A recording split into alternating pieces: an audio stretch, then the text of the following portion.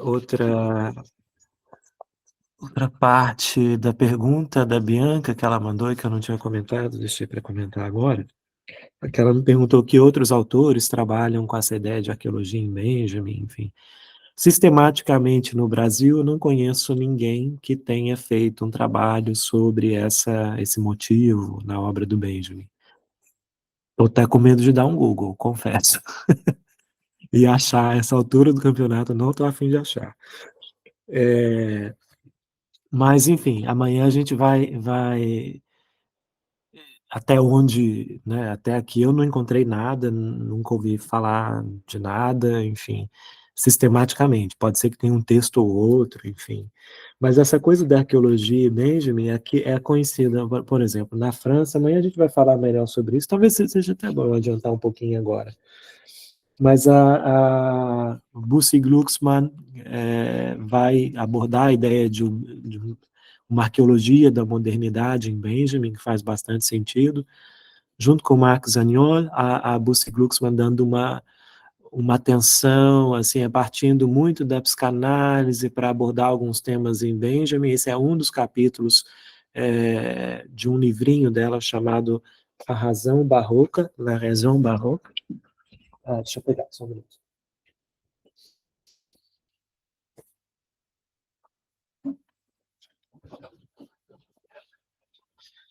A parte boa de fazer assim online é que, enfim, dá para mostrar as coisas, né? Então, não precisa, enfim, se fosse ao vivo, eu não sairia carregando na biblioteca esse livrinho da Buss Glucksmann de 83. É muito interessante, ela vai falar dessa ideia de uma arqueologia do moderno, que eu acho que faz todo sentido, em Benjamin, como a gente viu a partir de ontem.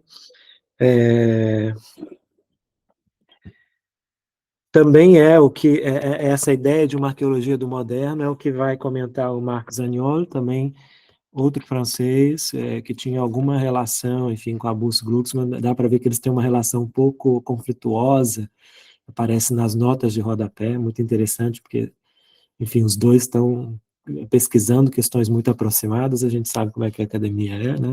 Os dois, enfim, encontrando o mesmo, chegando ao mesmo significante para estudar um autor na mesma época, participando dos mesmos congressos. Então, essa é a tese do Marcos Zagnoli, ele se dedica ao drama trágico, né? Chama Tragique et Tristesse, Walter Benjamin, arqueólogo da modernidade. Também tem o Christian Emden, que nos anos 2000 essa me parece que seja uma tese, eu não sei se é a tese ou se é a habilitação dele, não tem uma indicação disso, mas enfim, eu imagino que seja a tese pelo tamanho, de uma arqueologia do moderno também, da modernidade em Benjamin, então ele retoma algumas questões. O Christian Emden e o Knut Ebeling é um outro teórico da mídia alemão, filósofo também, já vou falar dele. E mais recentemente, em 2013, é essa tese da Nadine Werner, que era ligada ao arquivo Benjamin. Ela faz uma relação, chama a arqueologia do lembrar. Ela faz uma relação vai discutir um pouco a relação desse motivo da arqueologia em Benjamin e Freud, né? Enfim, ela vai trazer muito essa relação entre Benjamin e Freud, um pouco também sobre Proust, né? Porque o Proust ele traz essa ideia da memória involuntária, que é muito cara para Benjamin. Benjamin foi um grande leitor de Proust e traduziu Proust para o alemão. E quem tem me ajudado demais aqui é o Knut Ebeling, que é esse teórico da mídia e filósofo, um hamburguês como Nina, nossa amiga aqui. Ele escreveu esses dois, gente, é um calhamaço, né? Tipo assim, são dois livrões só sobre a metáfora da arqueologia, desde Kant até Kittler. E ele vem pesquisando isso há muito tempo. Essa, se não me engano, também é a tese de habilitação dele, é imensa. Esse é um trabalho, de fato, monumental. Ele não se dedica só a Benjamin, ele vai falar, exato, Ebeling. Ele vai falar Ah, tá, perfeito. Knut, espera aí só um minuto. Primeiro nome dele. Ele tem alguns textos traduzidos para o francês e para o inglês, mas infelizmente não tem muita coisa dele traduzida. Esse livrinho dele, que ele lança com esse arqueólogo chamado Stefan Altekamp, é muito bom, a atualidade do arqueológico, que ele também vai trazer, aqui ele só, praticamente ele tem um texto que se chama A Múmia Olha para Trás, é muito interessante, que ele fala especialmente sobre Benjamin, mas enfim, ele vai trazer também, eles trazem aqui como se fosse uma antologia de todos os textos do Freud, do Kant, do Freud, de todos que, de alguma forma, trabalharam com essa ideia da arqueologia, né? Essa metáfora da arqueologia, esse motivo, enfim, Foucault também, Agamben, enfim, aqui tem muita coisa. Enfim, então tem muita gente trabalhando. O que é a diferença do que eu estou fazendo? É que eu vou aproximar da arqueologia mesmo. O Knut vai falar de vida arqueologia, né, da arqueologia selvagem, é, que é um termo bastante problemático, inclusive, né, porque parece antagonizar o selvagem do racional, não sei, mas seria uma arqueologia à revelia, é, a apropriação da ideia de arqueologia sem ter nenhuma ligação com a disciplina da arqueologia propriamente dita. Então, enfim, a diferença do trabalho que eu venho propondo é que eu venho propondo me aproximar da disciplina da arqueologia, embora eu não seja arqueólogo, mas eu venho tentando escarafunchar essa relação com as ideias da arqueologia propriamente dita, né? Enfim, me falta bastante ainda, obviamente. Acho que eu teria que finalizar isso numa pesquisa posterior, de uma maneira mais arqueológica ainda, mas, enfim, por hora é o que dá para fazer, de pensar primeiro, de tentar conceituar, de tentar costurar todas essas relações em Benjamin, tomando esse fio condutor por essa obra labiríntica da arqueologia, como eu comentei ontem. Enfim, então vamos lá, a gente tinha parado na 3,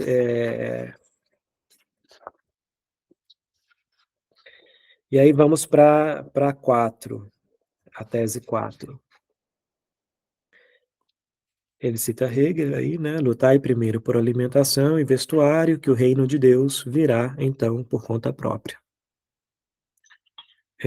A luta de classes, que está sempre na mirada de um historiador escolado em Marx, é uma luta pelas coisas brutas e materiais, sem as quais não existem as refinadas e espirituais. Essas últimas, contudo, devem ser postas na luta de classes diferentemente daquela representação de um espólio que cabe ao vencedor. Aí tem aí, é assim que aparece, né, no rascunho do Benjamin. Como a confiança, a coragem, enfim, aí ele risca. Elas se mantêm vivas nessa luta. Essas últimas, então, as coisas refinadas e espirituais, se mantêm vivas nessa luta como confiança, coragem, humor, astúcia, constância, e seguem agindo até mesmo no passado distante. Elas sempre vão colocar em questão, novamente, toda a vitória que coube aos dominantes. Como flores que voltam suas faces em direção ao sol, o ocorrido luta, graças à força de um heliotropismo de tipo secreto, para voltar-se ao sol que se levanta no céu da história. O materialista histórico deve estar apto a entender essa que é a mais imperceptível das mudanças. Aqui eu acho que a gente pode voltar para entender o que ele está querendo dizer aqui, né? Pelo menos como eu leio, né? O ocorrido luta graças à força de um heliotropismo secreto, né? O heliotropismo é esse movimento, por exemplo, que o girassol faz, né? O girassol, por isso que ele cita as flores que se voltam para o sol, né? Então essa coisa daquilo que se volta sempre para onde está o sol, né? Então ele volta, ele luta para voltar, né? A partir dessa ideia de um heliotropismo secreto. A gente pode, de repente, associar isso com o texto do Didi Uberman ontem, né, com esse passado que, ou com a ideia de recalcado para a história, né?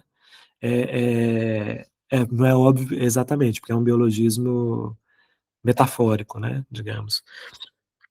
É, é isso que, independente, que vai aparecer, né? É como aquilo que a gente recalca, o trauma que é recalcado, que não é tratado, ele aparece enquanto sintoma de outra forma, e de uma forma muito pior, né? Enfim, que causa sofrimento no sujeito.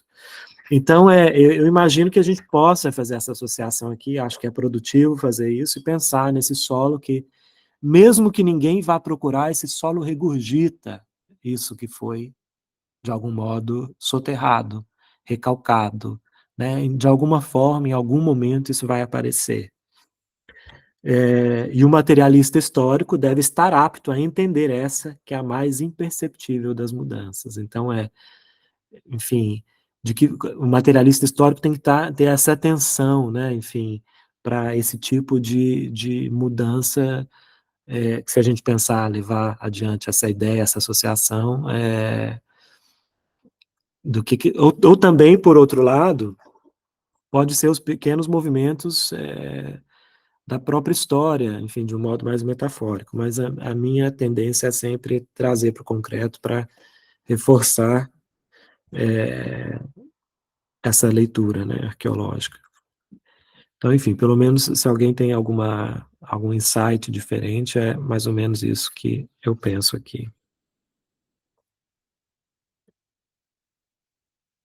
O ocorrido luta graças à força de um heliotropismo de tipo secreto, né, para voltar-se ao sol que se levanta no céu da história. Enfim, dá para compreender dessa forma. Vamos para 5, então. A verdadeira imagem do passado escapa rápido, isso que eu tinha mencionado antes, né? Ele vai falar da imagem aqui, que não é, obviamente, essa imagem de que a gente fala na história da arte, etc e tal, ligada à ideia de representação e tal. Como é que a gente pode pensar essa imagem? Esse termo imagem é um pouco complicado em Benjamin, ele aparece em diversas situações, vai aparecer como imagem crítica. Eu vou achar um jeito de explicar isso. A verdadeira imagem do passado escapa rápido. Só podemos apreender o passado como imagem que, no instante de sua cognoscibilidade, relampeja e some para sempre. Ora, o que a gente tem aqui? A gente tem uma ligação aqui direta com a ideia de origem, o Ursprung, que ele vai questionar, comentar, trazer, na real, lá no drama barroco alemão. Né? Ele está falando a origem do drama trágico alemão. Né?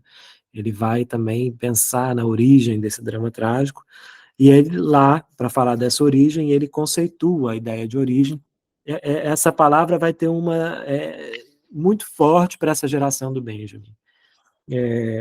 Toda essa geração vai ter uma relação parecida, acho que é possível encontrar a palavra com esse mesmo peso de sentido em Bloch, Ernst Bloch, que escreveu O Princípio e Esperança, enfim. Mas em outros escritores também dessa geração é possível encontrar essa palavra com essa carga semântica, né? A Ursprung, ela tem a ver, em português, ótimo. Essa Sprung tem a ver em alemão com salto, né? Esse salto primeiro, esse salto original, o salto primevo, né? Urgeschichte, a história primeva, como se costuma traduzir para o português. E o Benjamin tem uma leitura no drama barroco dessa origem. A origem é muito importante para a gente pensar na arqueologia, né? Porque se a gente pensa na arqueologia, a arqueologia somehow está pensando essa arque da arqueologia é uma origem, pelo menos numa concepção bastante conservadora da arqueologia, é uma origem fixa, né? Uma origem fixa no tempo. Ou talvez numa visão historicista de história, né? Que o Benjamin vai criticar aqui também, que a gente vai chegar lá já já. Mas essa origem fixa, né, na cronologia, no tempo, é a partir daquele ponto muito preciso que tudo se originou. A origem para o Benjamin não é assim.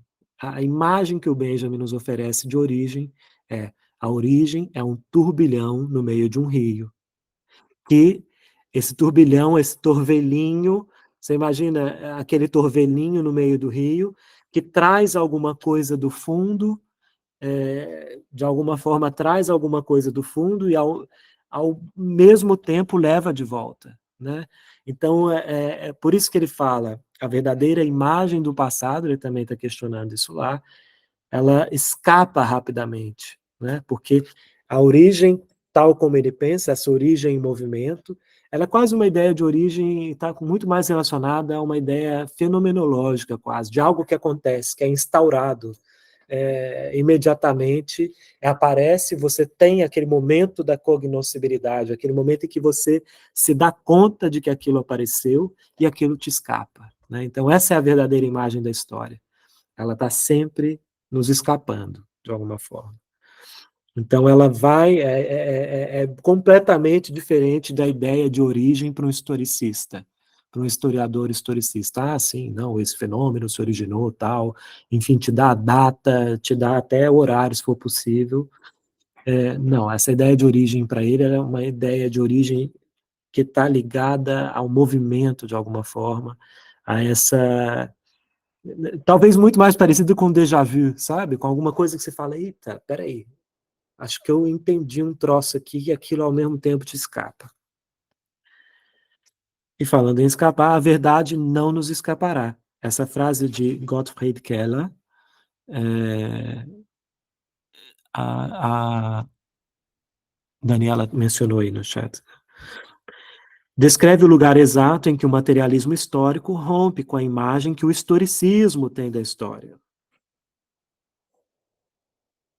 O historicismo tem essa ideia, né, de uma certa fixidez da história, né, uma relação de causa e efeito ligado a uma certa cronologia, a uma ideia de movimento, de progresso da história, né, a essa teleologia, tudo tem um começo, meio e fim.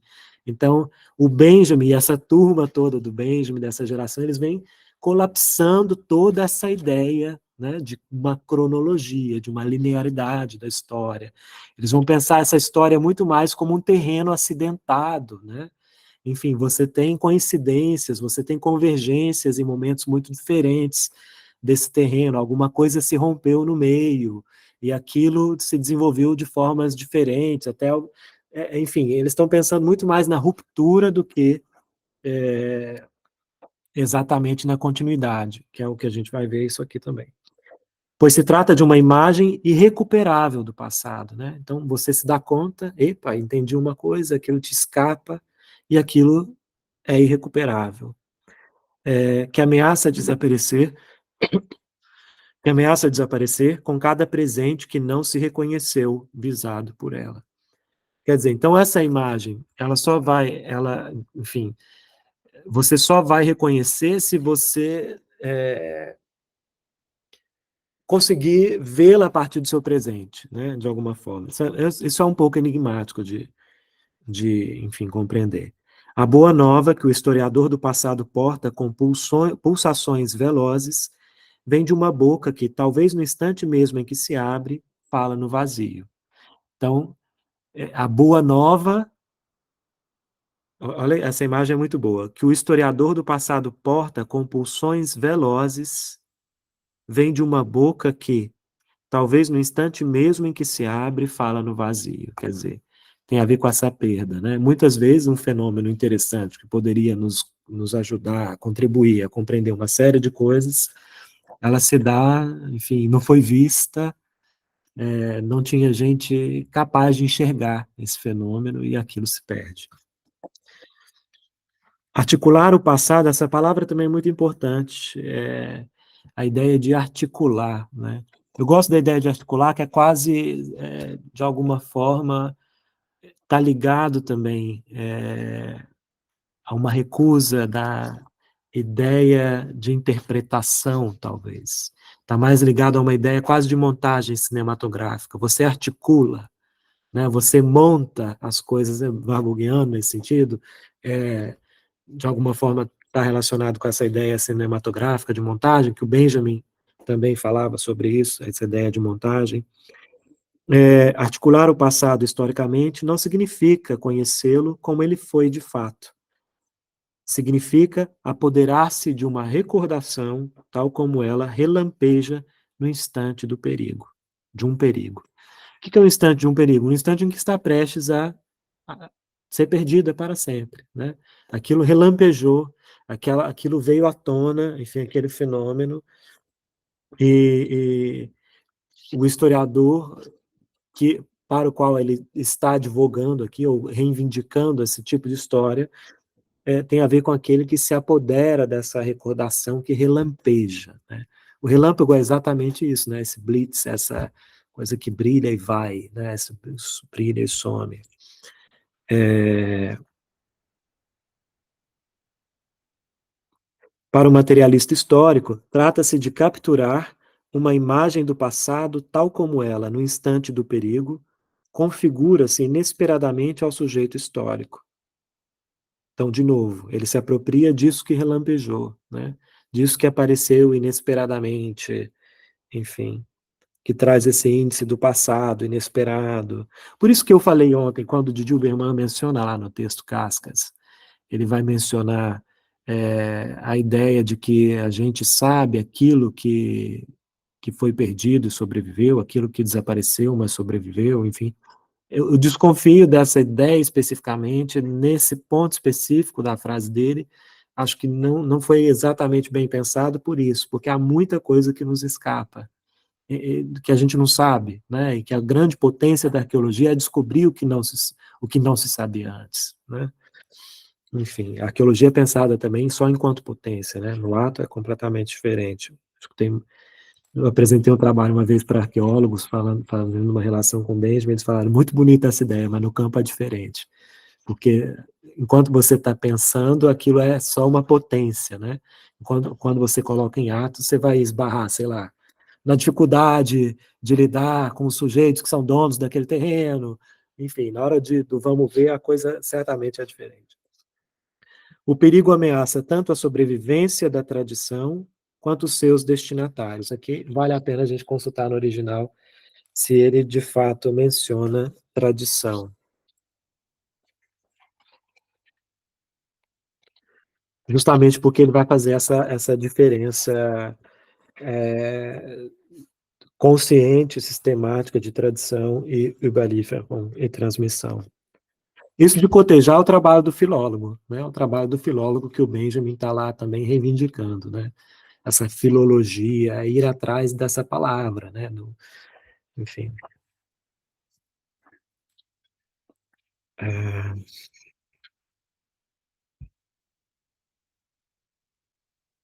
O perigo ameaça tanto a sobrevivência da tradição quanto seus destinatários.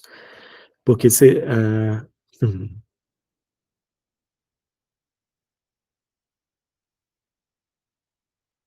Aí ele vai mencionar exatamente a diferença aqui agora. Ó.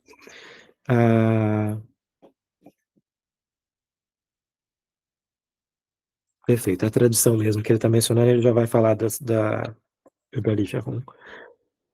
Para ambos, ele é um e o mesmo. O perigo ameaça tanto a sobrevivência da tradição, a tradição é isso que nos é comunicado do passado, né? Todos estamos, de alguma forma, relacionados à tradição. Eu acho que nós aqui bastante relacionados à tradição, na universidade, enfim, discutindo esses textos, discutindo a tradição o tempo inteiro, brigando com a tradição, falando com a tradição, admitindo a tradição, enfim. Para ambos, ou seja, para a sobrevivência da tradição e para os destinatários, para ambos ele é um e o mesmo. O perigo é um e o mesmo. Entrega-se como ferramenta da classe dominante. Em cada época, deve-se tentar novamente liberar a tradição do conformismo. Aqui talvez seja diferente.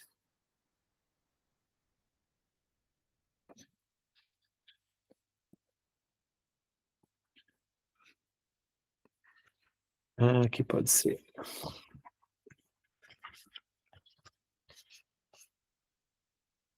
Aham, Olha só, aqui ele já vai mencionar, tá vendo como é importante fazer o trabalho? Porque aqui ele já não tá o que está aparecendo aqui como tradição, na tradução do Adalberto, é Überlieferung, no original.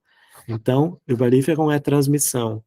E aí a transmissão está em perigo. Enfim, se a humanidade de hoje está ameaçada, quem é que vai transmitir, né, o saber dessa geração?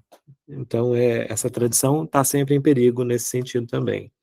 Ou seja, mesmo a tradição dos vencedores, muitas vezes, está em perigo quando o fascismo, por exemplo, alegando defender os valores da grande tradição dos vencedores, enfim, ameaça a humanidade, por exemplo. Em cada época deve-se tentar novamente liberar a transmissão do conformismo, que está prestes a subjugá-la, pois o Messias não vem apenas como redentor, ele vem como o vencedor do anticristo. Aí a ideia que a gente estava mencionando lá. É,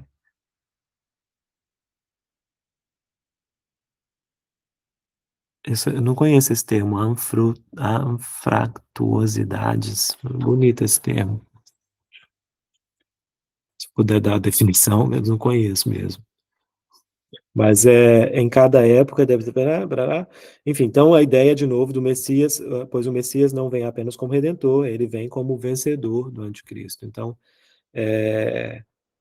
de novo, o falso Messias, aqui não necessariamente só o falso Messias do falso materialismo histórico, mas o falso Messias, no geral, ele ameaça a tradição ao ameaçar a transmissão. Então é interessante pensar, a gente vai retomar isso amanhã. A transmissão, o que é interessante pensar é que a transmissão é algo que se dá no presente, inclusive a transmissão da tradição. A tradição tem mais condições de continuar através dos testemunhos materiais, por exemplo, da tradição, enfim. Benjamin vai falar amanhã, a gente vai topar com isso, inclusive nas passagens, quando ele fala das ruínas, por exemplo, dos vencedores, enfim, ele vai fazer uma distinção entre as ruínas clássicas, basicamente, e as ruínas da burguesia, né, que ele vai falar, ele traz o Balzac para pensar sobre isso.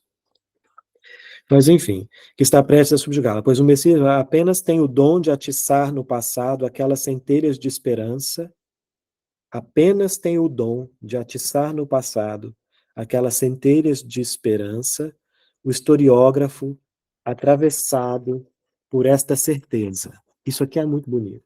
Isso aqui é muito bonito e é muito importante. Nem os mortos estarão em segurança se o inimigo vencer.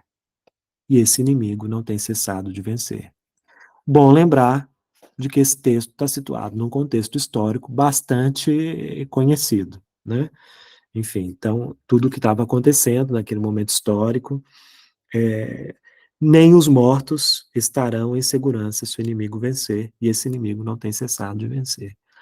Enfim, quando se coloca em risco toda a sociedade, toda a massa trabalhadora, em nome de valores da tradição, de um povo, lá, lelê, enfim, e no final, o que você tem é um país completamente depredado, em destroços, em escombros, é basicamente isso, né? Enfim, todo mundo perde com isso. Inclusive os mortos. Inclusive, sei lá, a gente pode pensar concretamente nos cemitérios que foram bombardeados ou nos cemitérios judaicos que foram profanados. Dá para pensar a partir, enfim, uma série de coisas aqui.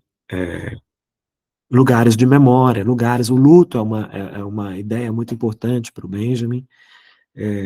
O luto é um trabalho, né? Em alemão se chama Trauerarbeit.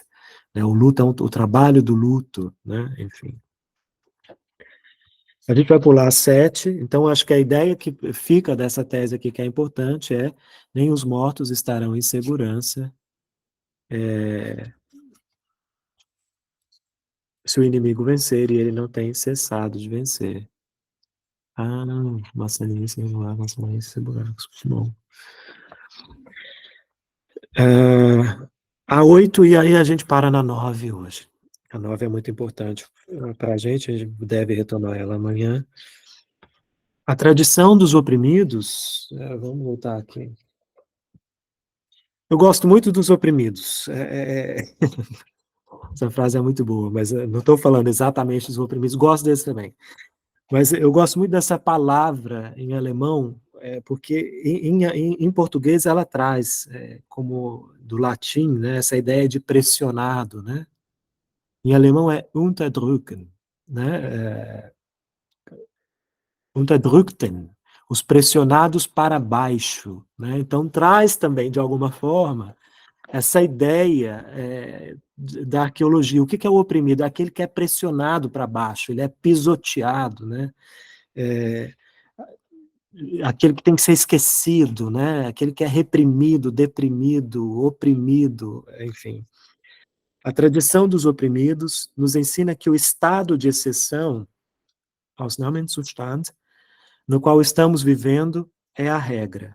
Precisamos atingir um conceito de história que corresponda a esse estado. O que ele está dizendo? Bom, a Alemanha vivia sob um estado de exceção. É interessante pensar em toda a relação do Carl Schmitt, que era o grande jurista do nazismo, né? Enfim, um grande pensador, que é quem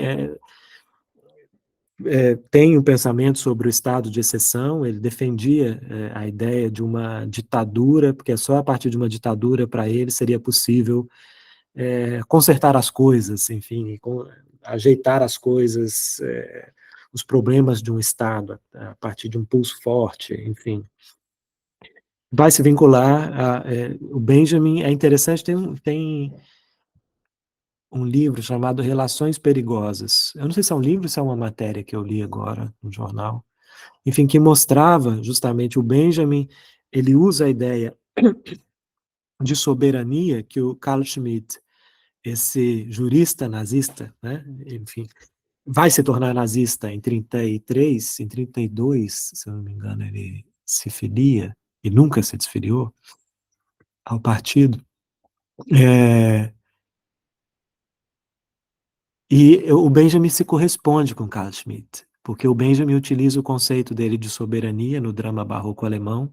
Então, esse artigo, Relações Perigosas, se eu não me engano, falava da Arendt com Heidegger, né? Foram amantes. O Heidegger, um nazista, confesso, a Arendt, judia, sabia disso, enfim. Então, e o Benjamin escrevendo uma correspondência, que nunca obteve resposta, mas ele escreveu uma correspondência para o Carl Schmitt, isso está no arquivo do Carl Schmitt, agradecendo pelo conceito de soberania que o Carl Schmitt desenvolve, porque foi a partir desse conceito que ele pôde desenvolver uma série de questões no drama barroco alemão. Então, essas relações perigosas são muito características da República de Weimar, né? São esses intelectuais em polos opostos, né? Mas ali, de alguma forma, também dialogando, né? Se você vê as séries, inclusive as séries mais pop alemãs sobre essa época, aparece muito a figura de alguém numa família de nazistas, mas uma pessoa progressista numa família de nazistas, e os nazistas gostam de conversar com essa pessoa para saber o que é que pensam, e se apropriam desses valores, utilizando esses valores para falar com a massa. Então é muito interessante ver como é que essa relação, nesse momento da história, ela é muito intrincada, né, uma coisa com a outra. Então o Benjamin agradece o Schmitt, manda uma carta para o Schmitt, e o Schmitt lê Benjamin. Ele leu as teses sobre o conceito de história, isso só foram descobrir nos arquivos, isso não vi ainda nada traduzido, talvez seja um trabalho para eu fazer, inclusive. Porque é muito interessante, o Schmitt, ele lê as teses sobre o conceito de história, e ele aponta um furo nas teses. Ele diz que concorda com tudo que está sendo dito, mas que o Benjamin se esqueceu de uma coisa, da descrença da população na política. Então, quanto à descrença, essa descrença que a população tem na política, ela é um alimento, é um prato cheio para o fascismo, né? Muito interessante ver como que o jurista mor do nazismo alemão, ele vai, enfim, argumentar, ele vai apontar um furo nas teses, vai concordar com tudo que está dito e apontar um furo. É impressionante. Então, enfim, essa é uma fofoca boa, né? Uma fofoca bem produtiva, inclusive.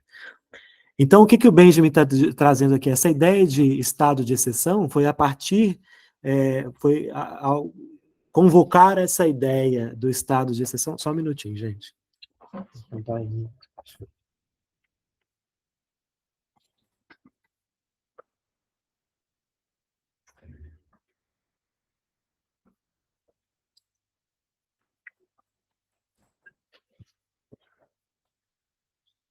Tranquei a porta por dentro.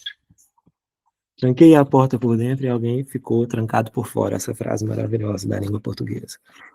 Alguém ficar trancado para fora.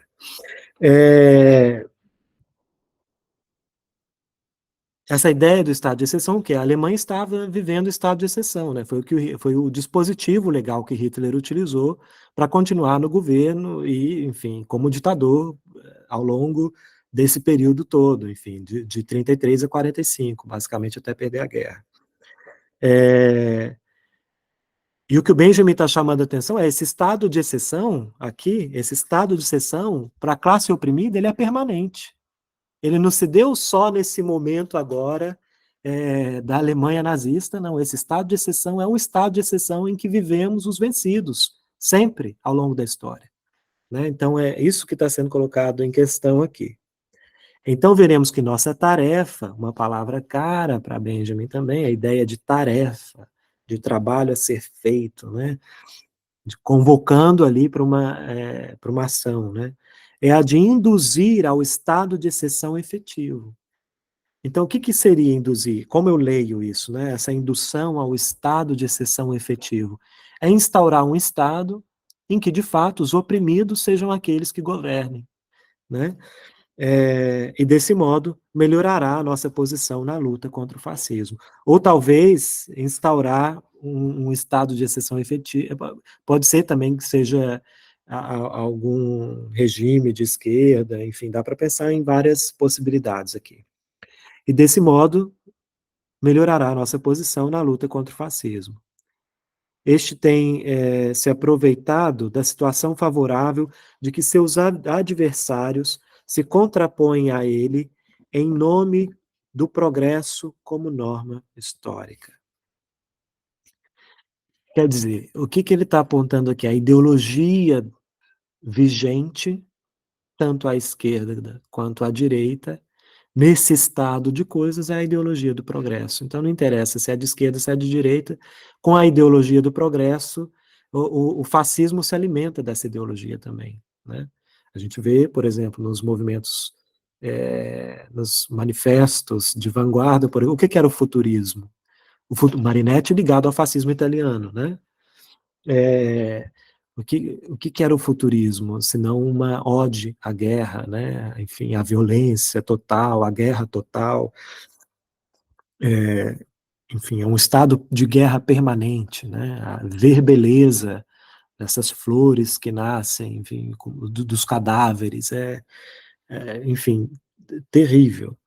O espanto ante o fato de que as coisas que vivemos no século XX ainda sejam possíveis não tem nada de filosófico. Isso é interessante. Ele não se encontra no início de um conhecimento, a não ser aquele que aponta para o fato de que a representação da história da qual ele deriva não pode ser sustentada. Aqui ele está questionando essa ideia de progresso, obviamente, que está embutida na ideia de uma história historicista teleológica, que tem começo, meio e fim, né? Como se a história fosse uma coisa de fato progressiva, né? Tivesse ali uma relação de causa e efeito, de continuidade, né? Essa crença nessa progressão, nesse progresso, é o que, enfim, está sendo colocado em questão aqui. Então, lendo de novo mais uma vez, ele não, o espanto ante o fato de que as coisas que vivemos no século XX ainda sejam possíveis, não tem nada de filosófico. que ele está dizendo aqui? É quase o que o Marx disse lá, enfim, é chegado o tempo de os filósofos agirem, né? Não tem nada de filosófico, de metafísico, de nada, é bastante concreto, né? Ele não se encontra no início de um conhecimento a não ser aquele que aponta para o fato de que a representação da história da qual ele deriva, a ideia de progresso deriva dessa representação da história, essa representação progressiva, teleológica, linear, contínua, né? Não pode ser sustentada, enfim. E uma das anotações mais pertinentes para as teses sobre o conceito de história, que o Michel Levy vai até utilizar no livro dele, A Revolução é o Freio de Emergência, né? O Benjamin escreve uma frase que é fundamental, ele vai dizer: às vezes é preciso, né, na locomotiva do progresso, não, mas vou achar que é melhor, enfim, ver se eu consigo encontrar agora, né?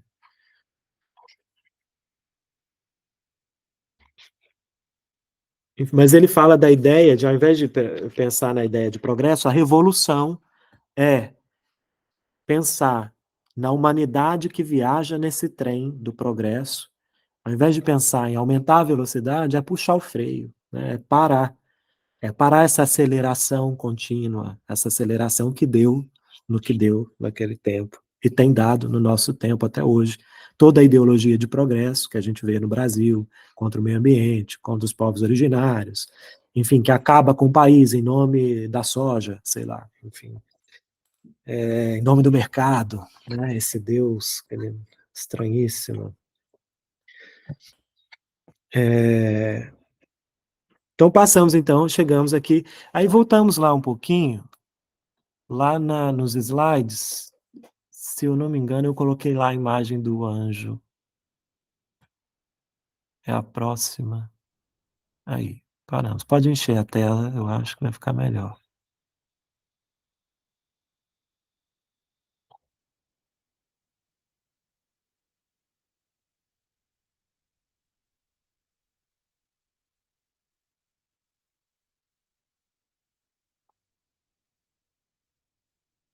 Enfim, aí temos essa tese que é central para mim, porque é a tese mais famosa, enfim, não porque é a mais famosa, é porque na qual aparece um problema que para mim é produtivo, né? Tem um problema de tradução aqui que é muito produtivo. O Benjamin mesmo tinha, enfim, ele escreve uma frase sobre a tradução, a gente vai ver amanhã, mas que ele diz vantagem, não, como é que é? Seria mais ou menos vantagem das más traduções, né? Seria o lado positivo das más traduções, dois pontos, equívocos produtivos, né? Porque é interessante, né? Justamente esses equívocos que para o filólogo são interessantes, porque apontam ali uma série de questões. Esse é um quadro do Klee, né? Esse quadro é um desenho aquarelado, então você pode ver, a gente consegue ver as linhas aqui, né, do desenho. Eu sugiro vocês todos verem isso em tela cheia, para quem, enfim, sobretudo quem nunca viu o quadro, aumentar aqui, no meu aqui aparece um zoom, enfim.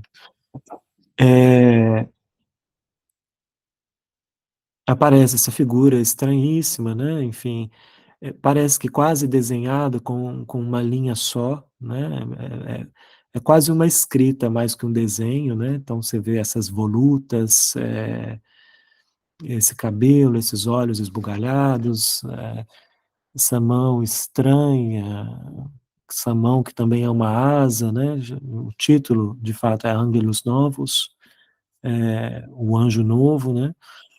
Esse pé, enfim, essa figura que o Klee estava nesse momento desenhando muitos anjos por alguma razão, não sei, mas enfim, aqui em Berlim tem um museu que eu recomendo muito, ele agora está fechado, mas ele vai reabrir, se não me engano, ano que vem ou no próximo. Chama Museu Berggruen, vindo a Berlim, é um museu que tem uma coleção muito importante de Klee e de Picassos muito interessantes também, não esses Picassos que a gente vê para todo lado, mas obras fundamentais de Picasso estão nesse museu. Braque, uma galera tá lá. Mas enfim, essa figura estranha, né? Esse anjo estranho, enfim, é a partir desse anjo, o Benjamin vai ver nesse anjo uma alegoria do historiador, desse historiador que ele está aqui reivindicando. Acho que uma coisa que eu não tinha pontuado ainda, e acho que é legal pontuar, é que as teses sobre o conceito de história são muitas vezes compreendidas como reflexões teórico-filosóficas, de fato. E para mim, elas estão, assim como a gente vê no primeiro, na primeira tese, é, esse homem do seu tempo ligado a esse procedimento da vanguarda de abrir e mostrar o procedimento que subjaz a história, as teses também não deixam de ser uma espécie de manifesto, né? Um manifesto quase na linha de um manifesto de vanguarda. Então ela tem um tom de manifesto, não tão assertivo, mas assertivo, sim, em muitos sentidos. É um tom de uma reivindicação. Elas são muito mais do que uma reflexão teórico-filosófica, é um programa, né? É a ideia de constituir um programa para uma nova escrita da história. Isso é um ponto determinante para mim, assim, não é apenas reflexão. Aliás, alguém tinha comentado isso, mais do que pensar sobre Benjamin, a gente tem que pensar com Benjamin, isso é fazer justiça a Benjamin, né? Muita gente só fica repetindo o que foi lido, né? Não leva aquilo adiante, não abre, não, enfim, só fica tentando decifrar ali, mas não abre aquilo, não leva aquilo para uma certa ação. Então, acho que fazer justiça a Benjamin é fazer alguma, é pensar com ele, é levar esse pensamento adiante, é abrir, apontar possibilidades. O Benjamin vai pensar, vai estabelecer, tem um pensamento. Se o Benjamin tem um compromisso no pensamento dele, é um compromisso com a dialética, né, com o pensamento dialético. E a dialética para o Benjamin ela é muito diferente dessa fórmula clássica que a gente conhece de tese, antítese, síntese. Né? Por quê? Porque o Benjamin ele não entende, por exemplo, que o resultado do pensamento dialético ele é a soma de um mais dois, né? Enfim, ele é o resultado, não, ele às vezes vai pensar a solução está fora, né?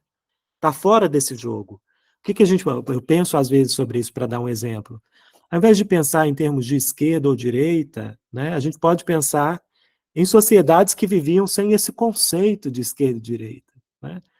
E que aparentemente podiam viver muito melhor, pelo menos em harmonia com a natureza, por exemplo, se a gente pensa nos nossos povos originários, que não tem essa mesma concepção de política do mundo ocidental. Então, esse fora é muito mais interessante da gente pensar nessa relação do que tentar achar, né, ali uma relação possível entre uma síntese possível entre esses polos opostos, esse pensamento dualístico, né? O fora, às vezes a solução está fora, ela não está nesse jogo de força, ela está fora desse jogo de força. Então, acho que esse é um grande trunfo do pensamento benjaminiano, é apontar o que está fora, e, enfim, está fora da escrita também, como a gente vai fazer.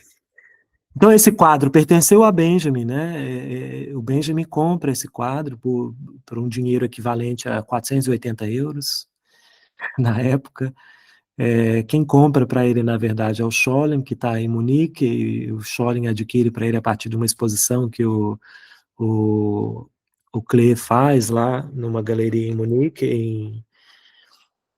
em 21, e aí o Benjamin adquire, isso fica com o Scholem, o Benjamin é, chega às mãos do Benjamin, e o Benjamin vai para Paris, para o exílio, e isso fica junto com a biblioteca dele, em caixas aqui por Berlim até 1935, quando a partir de a ação de alguns amigos, esse desenho vai de novo parar nas mãos dele em Paris e lá se perde, ele nunca mais vê, porque ele em fuga só vai com a maletinha de couro, com a roupa do corpo, com alguma muda de roupa e os manuscritos que ele carregava e dizia querer defender com a própria vida.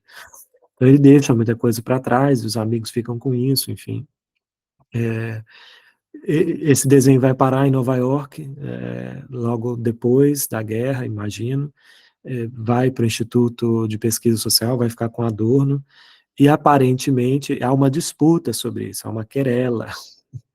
Disse que o Benjamin deixou isso em testamento para o Scholem. Então, morava também em Nova York, vai para a Palestina e leva esse desenho para a Palestina, e lá está até hoje em Israel, no museu.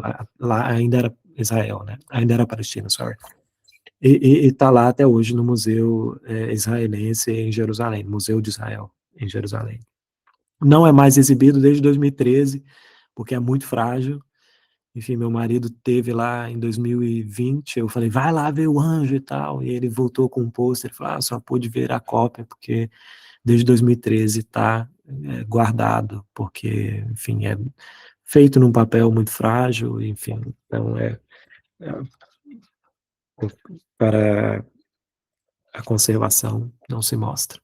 Mas é a partir então, né? O Benjamin compra isso e numa carta para Scholem ele fala, ele é esse anjo é o anjo protetor, né? O Benjamin é o anjo, como é que ele chamava? Ele é um anjo talmúdico, não, enfim, cabalístico, né?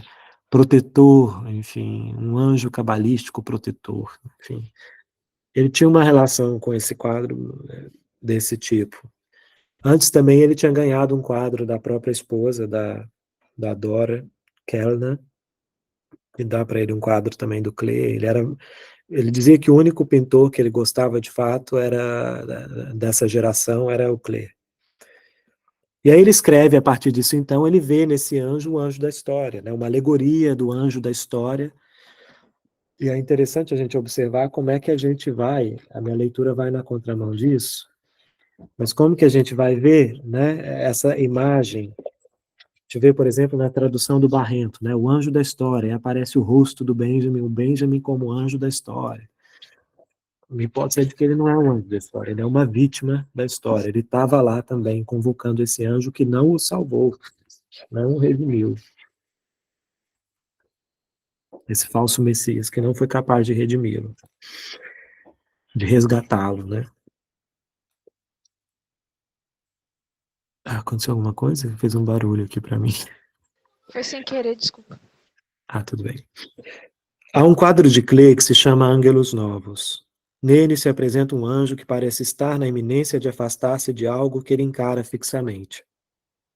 Seus olhos estão arregalados, sua boca está aberta e suas asas estão estiradas. É assim que deve parecer o anjo da história. Sua face se volta para o passado. Lá onde nós vemos surgir uma sequência de eventos, ele marca bem esse nós em itálico, né? Lá onde nós vemos surgir uma sequência de eventos, ele vê uma catástrofe única, que incessantemente empilha escombros sobre escombros e os lança a seus pés. Ele gostaria de se demorar, de despertar os mortos e reunir de novo o que foi esmagado. Mas uma tempestade sopra do paraíso que se agarra às suas asas e é tão forte que o anjo já não as consegue mais fechar. Essa tempestade o leva inexoravelmente para o futuro, para o qual ele dá as costas. O futuro está interditado, né? Enquanto diante dele, a pilha de escombros cresce rumo ao céu. Aquilo que chamamos de progresso é essa tempestade. Então a gente tem aí, né, aqui, basicamente, a grande crítica do progresso contra o trabalho desse historiador que quer resgatar os mortos, que quer, enfim, que vê essa pilha se acumular. Acho que é importante dizer que, embora o Benjamin tenha vivenciado, por exemplo, a Primeira Guerra, ele não viu toda a destruição que a Segunda Guerra causou, né? Ele morreu em 40, no começo de tudo. Então, então ele vai apontar aqui esse anjo da história. É interessante, ó, tem um livro muito de um arqueólogo italiano muito importante chamado Andrea Carandini. O Andrea Carandini escreveu esse que é um dos os principais manuais de escavação arqueológica, junto com o de um inglês que eu me esqueci agora. mas posso checar depois, se alguém quiser também. Andrea Carandini escreve esse Storie dalla Terra, Manuale di Scavo Archeologico, manual de escavação arqueológica, e ele encerra justamente com essa tese do anjo da história. Só que a visão dele, ele parece, a leitura dele é muito rápida e, ao meu ver, empobrecida, porque parece que ele não entendeu exatamente que esse anjo não consegue recolher os restos, não é por falta de vontade, é porque a tempestade do progresso não cessa. Então ele atribui ao anjo, ele fala, mas esse anjo pode, ele quer recolher os restos, ele vai recolher os restos, e não sei o quê.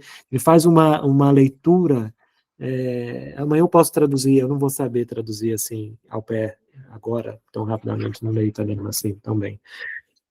Mas eu posso traduzir para a gente discutir isso, mas a leitura dele é bastante, enfim, esse anjo ele quer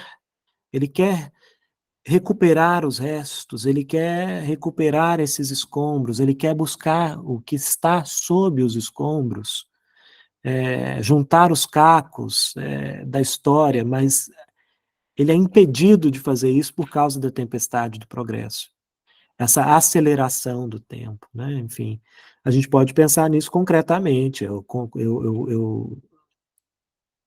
comentei ontem essa abertura dessa via, por exemplo, dessa rodovia no sul do Brasil, onde acharam coprólitos, que são fezes petrificadas, fossilizadas, né? Enfim, de indígenas, e o Bolsonaro deu uma declaração, não queria falar o nome dele, mas o presidente deu, então, o presidente daquela época, deu, então, uma declaração dizendo que uma obra que representa o progresso não podia parar por causa, enfim, de cocô de índio seco. Então,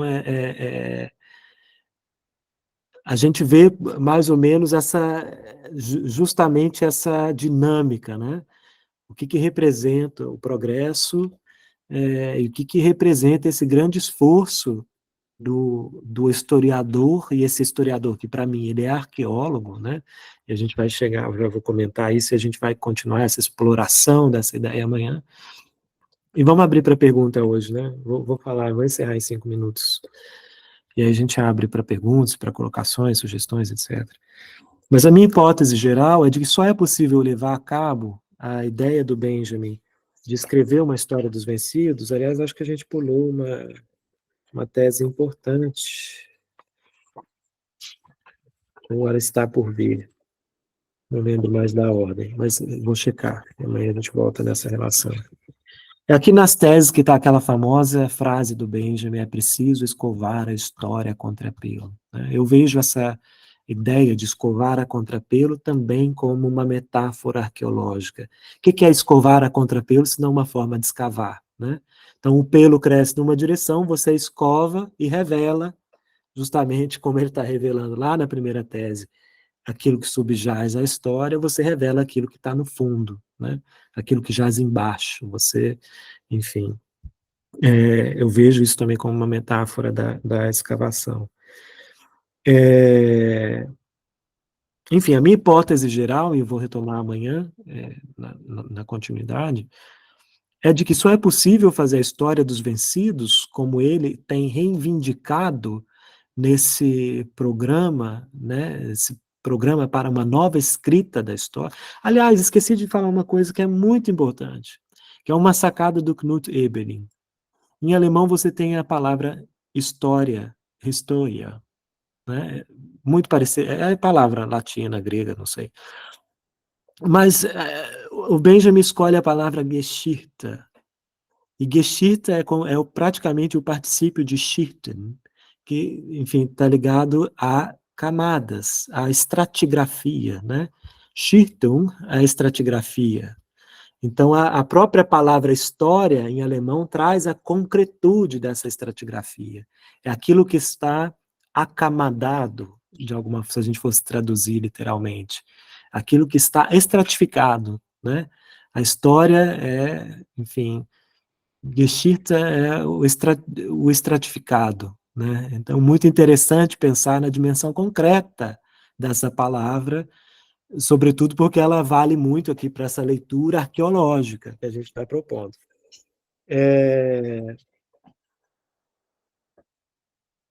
Então, enfim, acho que a gente pode ficar por aqui, já não me lembro mais, já perdi o fio da meada aqui no final, e a gente pode abrir agora, de repente, se alguém tiver alguma questão, senão posso continuar falando também. Alguém quer fazer uma questão, um comentário?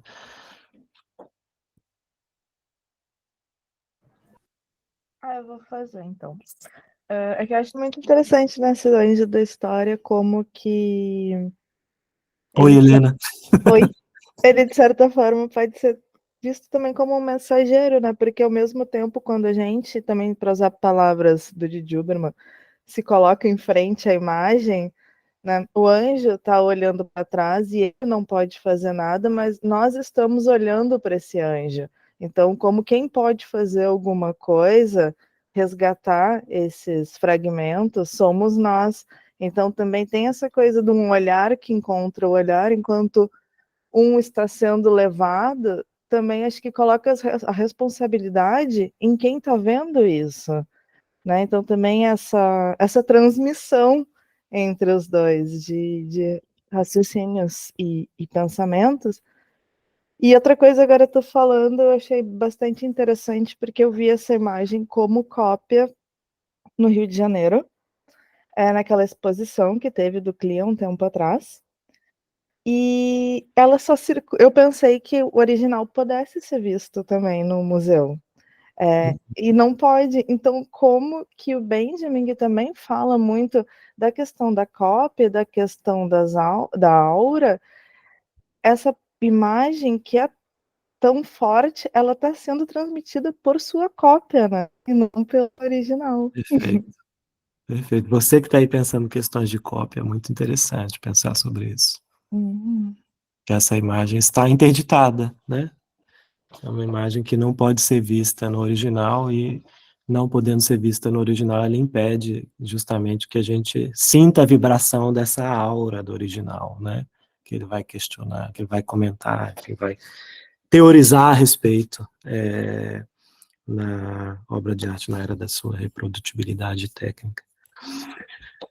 Mas é interessante esse ponto de vista, né? De pensar, eu suponho que aqui, diante desse cenário tão catastrófico, é uma situação bastante desoladora, né? Muito melancólica, de fato, porque aquele que está diante do anjo também está sob os escombros, de alguma forma. Então, de que forma, talvez tenha sido tarde demais para agir, sabe? Por isso que eu não vejo o Benjamin como um duplo desse anjo da história. Eu não o vejo como anjo da história, eu vejo como uma vítima sob os escombros.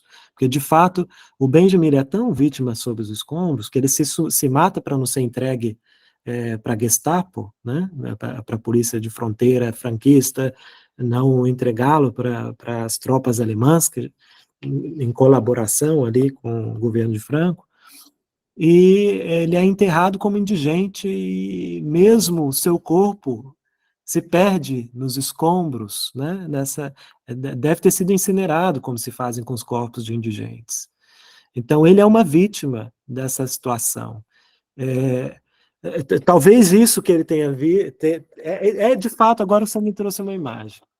Ele está, de fato, de frente para esse anjo, ele está olhando para esse anjo, e isso foi o que ele pôde fazer, foi escrever essas teses, né? Quer dizer, foi o último grito, assim, de desespero. Por isso que eu penso, gosto de pensar mais como um programa, quase na linha de um manifesto, enfim. E agora, falando assim, mas só pensar, não sei, será que seria possível também, já que nós e Benjamin todos estamos, né, no meio desses escombros, a gente consegue ver também para além desse anjo, se a gente está de frente para ele, também entender que aquele progresso talvez esteja constituído de mais escombros, não sei, uma O divagação. progresso, certamente, é o que ele viu como resultado, isso porque ele não viu a explosão das bombas atômicas, Exato. né? enfim, ele está de fato adiantando, por isso que a Arendt tem essa visão maravilhosa, melancólica e trágica dele, como aquele que está na ponta do mastro, vendo o navio se afundar, antes de todo mundo estar vendo a tragédia, não sabe nadar, tá? Enfim, é essa visão, enfim. Ele está adiantando aqui muita coisa, do que ia acontecer ainda, do que não tinha acontecido. Então, onde é que essa aceleração, todo esse progresso da técnica, enfim, não é que ele é contra a técnica, pelo contrário, né, ele está dialetizando a ideia de técnica. Na, quando ele fala na, na obra de arte, na era de sua reprodutibilidade técnica, esse título é enorme. Mas, enfim, é essa questão que está em jogo, né, assim. Eu acho que o que vem parar depois do anjo só pode ser a redenção, de fato, é o juízo final. O anjo como, sei lá, o último mensageiro, como se diz a ideia de mensageiro. O anjo também é o mensageiro das boas novas, né? Enfim, esse anjo que está ali, o anjo está a serviço de Deus, né? O anjo, ele não é, o anjo está a serviço desse Messias que é quem é capaz de redimir tudo no juízo final. Então, acho que nessa altura do campeonato, vendo o que ele estava vendo, vivendo tudo que ele estava vivendo, era difícil enxergar para além. E, de fato, o Agamben fala, né, no texto do Agamben sobre a arqueologia da obra de arte, o Agamben começa reivindicando que a arqueologia, mais do que a futurologia, é uma via de acesso ao presente. Né? Eu tenho várias questões com esse texto, porque eu acho que o Agamben é super eurocêntrico e defensor de uma Europa, de valores europeus que, enfim, estranhos, que me são estranhos. Nem tanto assim, talvez, né? Nem tão estranhos assim, olha, vivendo aqui na Europa, falando dessas línguas europeias que a gente fala. Mas, enfim, o Agamben ele faz uma distinção, né?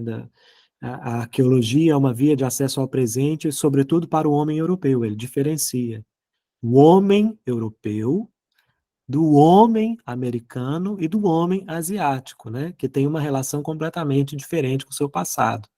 Então, para ele, justamente, a Europa vive do seu passado. É justamente o que ele está questionando. Por isso, uma arqueologia é. Acho que o ponto de vista do Benjamin, pensando nessa interdição,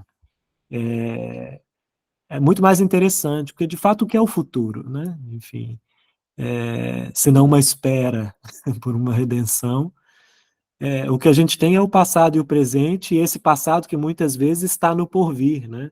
Nessa escavação, assim, o futuro, como diz o ditado, a Deus pertence, se pertencer, né?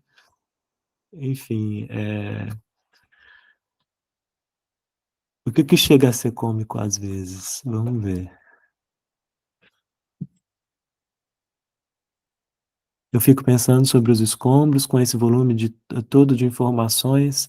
Será se não são escombros também? Querendo ou não, estamos escrevendo esse passado que será encontrado um dia, e diante de tantas verdades, competindo por uma autoridade, fico pensando que não fica soterrado, no que não fica soterrado, entre tanto conteúdo, ou ficará soterrado.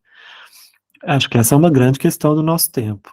Enfim, é difícil pensar, mas acho que esse excesso, esse acúmulo tem a ver com, não sei se o excesso de informação também, a informação pode ser vista como escombro, mas sem sombra de dúvidas, há entre essas duas coisas a ideia de acúmulo, e o acúmulo nos impede de ver, né?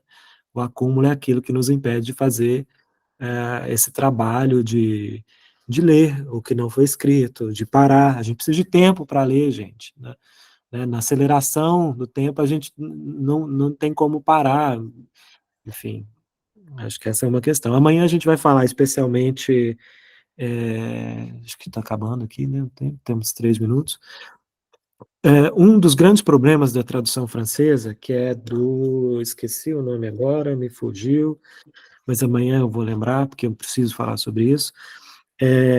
A segunda tradução francesa das teses sobre o conceito de história, o abuso da memória, do Todorov. Perfeito. O Todorov fala no abuso da memória, sobre, enfim. É Nietzscheano também, né? O Nietzsche está falando do saber enciclopédico. O acúmulo de saber nada significa se a gente não sabe o que fazer com o que sabe, né? É preciso saber agir, é preciso saber fazer com o que se sabe. O acúmulo de saber pelo acúmulo, o acúmulo pelo acúmulo, nada significa, né? Essa erudição, tanta gente erudita que eu conheço, perdida na vida, que vocês não fazem ideia. Sabe tanta coisa, mas não sabe o que fazer com o que sabe. O que eu ia comentar é que amanhã a gente vai falar, então, dessa questão da tradução. A tradução que chega primeiro no Brasil via Rouanet, não a Lei Rouanet, mas o Rouanet mesmo, é a tradução que ele faz a partir do francês, e é uma tradução que no francês é problemática por algumas questões, enfim. Então, eu proponho ir nessa distinção. No Rouanet, essa tese não fala de escombros, ela fala de ruínas, né? Então, as ruínas que se acumulam, enfim. Isso vem da tradução francesa, que se espalhou, enfim, por todas as traduções que tomaram a francesa como parâmetro. Então, isso alterou a recepção da obra do Benjamin, porque como eu estou discutindo na minha tese, existe uma diferença bastante produtiva entre escombro e ruína, né? A ruína de que eu estou falando do interior da obra do Benjamin, tá, gente? Por que eu estou dizendo isso? Porque é preciso enquadrar para poder conceituar. Se a gente abre demais, não consegue conceituar nada. Então a gente precisa enquadrar. Estou falando do interior da obra do Benjamin, o conceito de ruína que ele trata e o conceito de escombro que ele trata. Então são opostos, né? São, de alguma forma, pertencem a uma mesma constelação de fragmentos, de algo fragmentário, mas são de valores opostos. A ruína, ela tem um valor positivo na obra do Benjamin, amanhã a gente vai falar da diferença entre esses conceitos de valor positivo e de valor negativo em Benjamin. A ruína tem um valor positivo, o escombro tem um valor negativo. Então, não dá para confundir essas duas categorias.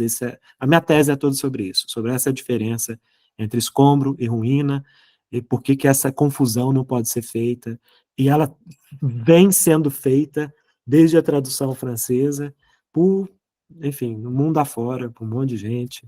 Então, é uma categoria que se tornou central no desenvolvimento disso que eu estou chamando de uma arqueologia da violência, porque o escombro é da ordem da violência, né, de um fenômeno violento, de uma violência de Estado, em último caso. Enfim, amanhã a gente vai falar sobre isso, eu vou mostrar o imaginário da ruína, do escombro, a gente vai se concentrar na 9ª tese, vou retomar algumas das teses, mas amanhã, de fato, o nosso trabalho é na conceituação entre escombro e ruína, nessa ideia de pensar o que é positivo, o que é negativo, é muito interessante pensar nesses conceitos, porque isso nos permite pensar Benjamin dialeticamente, e é isso. Mais alguma questão e encerramos por hoje. Acho que podemos encerrar, né? Para não ultrapassarmos muito, a gente deixa essa leva de perguntas aí havendo para o começo de amanhã. Começo, né? Acho que Perfeito. fica, né, Mike? Já são 10 horas da noite aí para você também, pensando no seu descanso. Já, precisando. Então, agradeço mais uma vez pela conversa, pelo dia, pelas pessoas interessadas aí, de perto, Obrigado, de longe. gente. Obrigado pela presença mais um dia. Muito fofinho ter vocês aqui. Isso. Nos vemos amanhã, então, com certeza. Amanhã, pessoal. Muito bom. Beijo grande. Obrigada, Mike. Obrigada a todo mundo. Obrigada. Obrigado.